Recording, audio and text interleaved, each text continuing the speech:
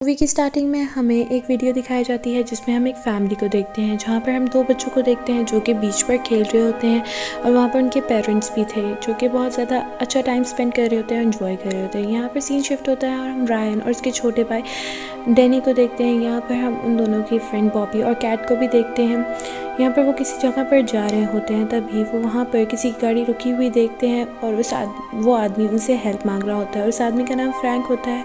वो चलते चलते उनके पास आ रहा होता है और उन्हें बताता है कि उसकी बेटी भी गाड़ी में है और उनकी गाड़ी ख़राब हो गई है, लेकिन रायन उसे साफ मना कर देता है। यहाँ पर हम देखते हैं कि उसकी बेटी इन्फेक्टेड थी और वो बंदा उनसे खाना और पानी देने का वादा करता है, लेकिन रायन अपनी गाड़ी स्टार्ट करके वहाँ से भागने लगता है। तभी वो बंदा फ्रैंक अपने जेब से एक टूल निकालता है, उसकी गाड़ी पर हमला करता है, लेकिन वो लोग वहाँ से निकल जाते हैं। यहाँ पर हम देखते हैं कि रायन की गाड़ी का फ्यूल टैंक फट जाता है और यहाँ से हमें बताया जाता है कि दुनिया में एक वायरस फैल गया है और इसके बारे में ये भी बताया जाता है कि इस वायरस इन्फेक्टेड लोगों के साथ कांटेक्ट की वजह से ज़्यादा तेज़ी से फैल रहा है, इसलिए उन लोगों से ना मिले जो कि इन्फेक्टेड हैं और एक जगह पर 24 घंटे से ज़्यादा ना रुकें। इसके साथ साथ हमें ये भी बताया जाता है कि जो लोग इन्फेक्टेड हो चुके हैं उनका बचना नामुमकिन है।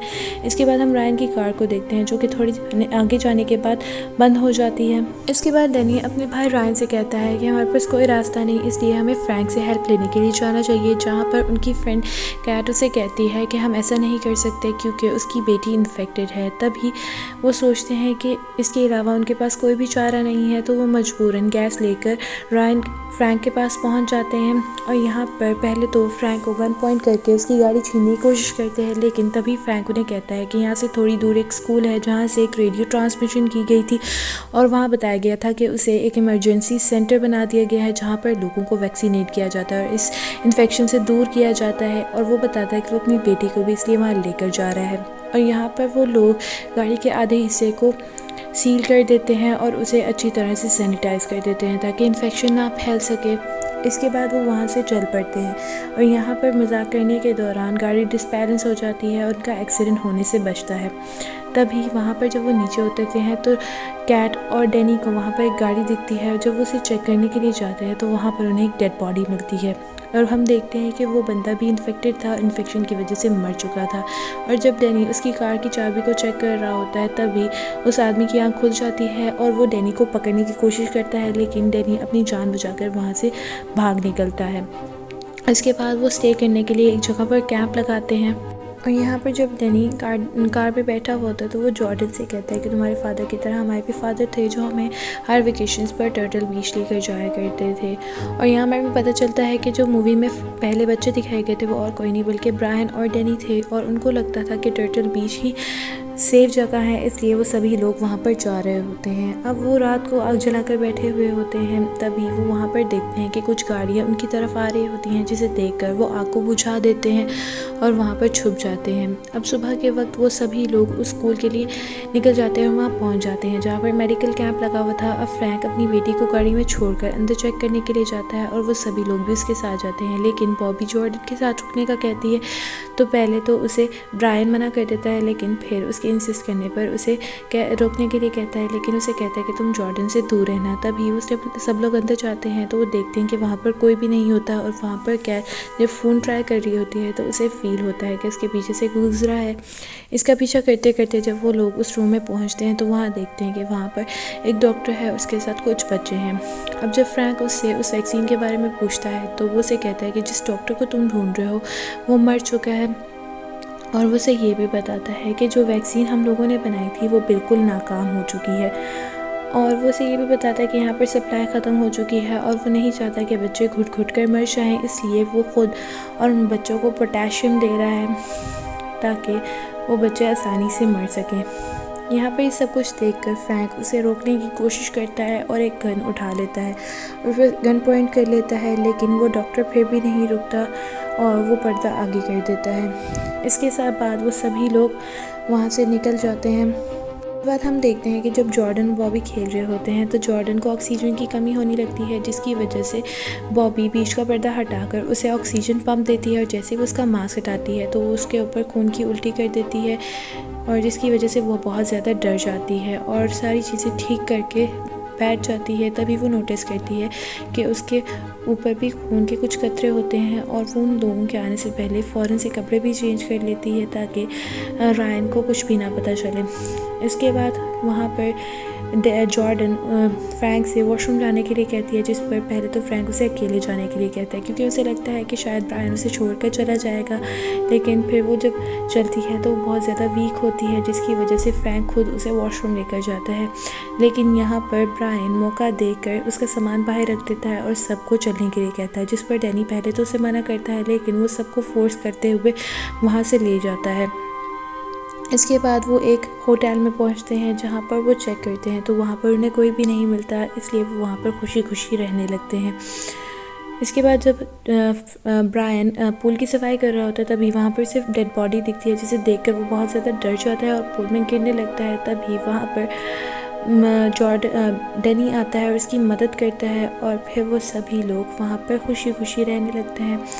अब इसके बाद ब्रायन जैसे ही बॉबी को अपने पास खींचता है तो वो उसे पीछे की तरफ धक्का देती है क्योंकि उसे लग रहा था कि शायद उस ब्लड की वजह से वो भी इन्फेक्टेड हो चुकी है। यहाँ पर हम केट को देखते हैं जो वहाँ के फ़ोन ट्राई कर रही होती है, तभी वहाँ पर बॉबी आ जाती है और वो उसे कहती है कि यहाँ के सारे फ़ोन डेड है। लेकिन कैट किसी भी तरह अपने पेरेंट्स से बात करना चाहती थी और उन्हें इन्फॉर्म करना चाहती थी, लेकिन बॉबी उसे कहती है कि अब तक तुम्हारे पेरेंट्स मर चुके होंगे। और वो उसे ये भी कहते हैं कि जितने भी क्वारंटाइन किए हुए लोग थे वो सभी मर चुके हैं और एक दिन में और तुम भी इसी तरह मर जाएंगे, जिस पर केट उससे नाराज़ हो जाती है और वहाँ से चली जाती है। अब यहाँ पर डैनी उसे मनाने के लिए किचन में जाता है, तभी वहाँ पर उन्हें एक मांस वाला आदमी दिखता है जिसे देखकर वो छुप जाते हैं और इसके बाद वो एक नाइफ़ बॉक्स से नाइफ़ निकाल लेते हैं और वो मांस वाला आदमी उन्हें देखकर वहाँ से जाने लगता है। तभी उसकी नज़र उस नाइफ़ बॉक्स पे पड़ती है जहाँ पर उसे पता चलता है कि उस बॉक्स में से कुछ नाइफ़ निकली हुई है। उसे शक हो जाता है कि उसके अलावा भी वहाँ पर कोई है। इसके बाद वो उसे चकमा देकर जब वहाँ से भागने लगते हैं तभी एक और मांस वाला आदमी उन्हें पकड़ लेता है। अब इसके बाद हम ब्रायन को देखते हैं जो कि बाहर मौजूद होता है। उसने काफ़ी ज़्यादा ड्रिंक कर ली होती है और तभी उसे वहाँ पर एक मांस वाला आदमी दिखता है जिसे देखकर वो बहुत ज़्यादा डर जाता है। लेकिन जैसे ही वो आदमी उसके करीब आता है तो वो उस पर अटैक कर देता है और उसे पकड़ लेता है और उसका मांस उतार देता है।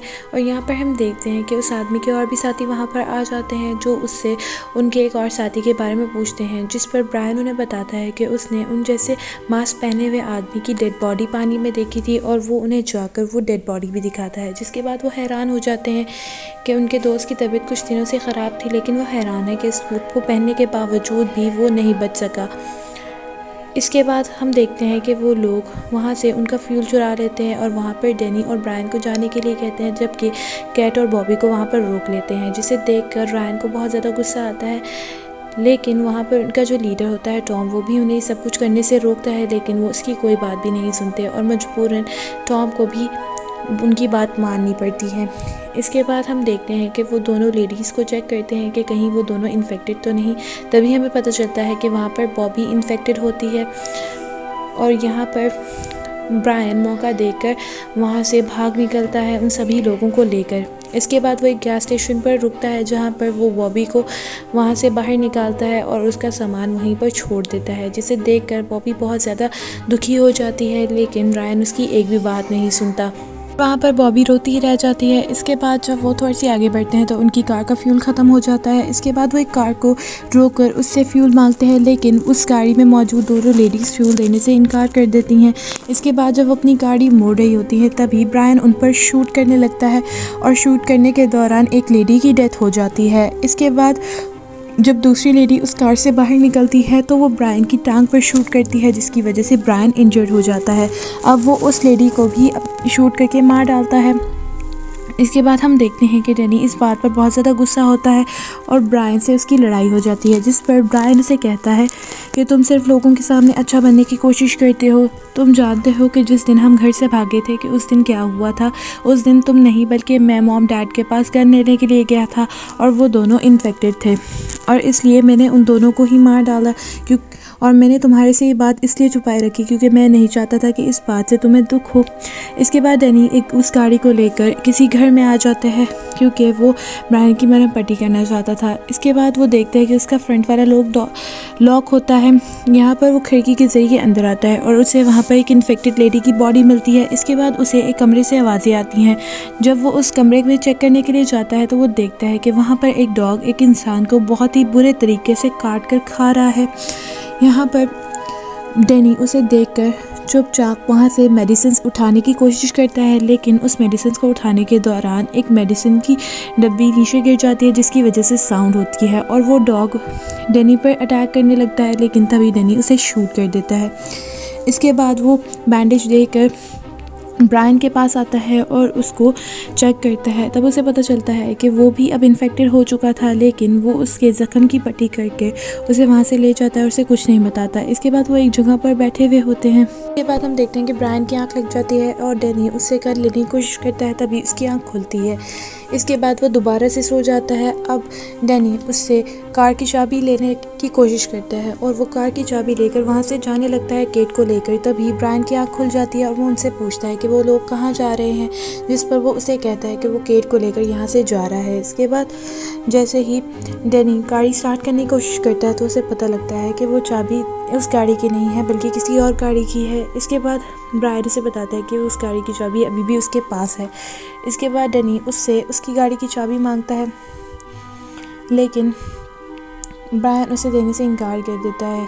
उसके बाद वो उसे कहता है कि हम दोनों ही उस बीच पर इकट्ठे पहुंचेंगे, जिस पर डैनी उससे दोबारा से गाड़ी की चाबी मांगता है और वो उसके करीब आने लगता है। तो डैनी उसे कहता है कि वो उसे शूट कर देता, लेकिन ब्रायन को इस बात से कोई भी फ़र्क नहीं पड़ता था क्योंकि वो मर रहा होता है और वो इन रूल्स को नहीं मानता। इसके बाद वो बड़ी बेरहमी से ब्रायन को शूट कर देता है और कार की चाबी लेकर उस बीच पर पहुंच जाता है जहां पर वो अपने भाई के साथ जाया करता था, और वही देखकर हैरान होता है कि वहां पर कुछ भी नहीं बदला था। इसके बाद वो लोग वहाँ पर पहुँच जाते हैं जहाँ पर डैनी अपने भाई को बहुत ज़्यादा मिस कर रहा होता है क्योंकि वो दोनों भाई एक साथ यहाँ पर छुट्टियाँ मनाने के लिए आया करते थे। इसी के साथ ये मूवी यहाँ पर एंड हो जाती है। Thanks for watching.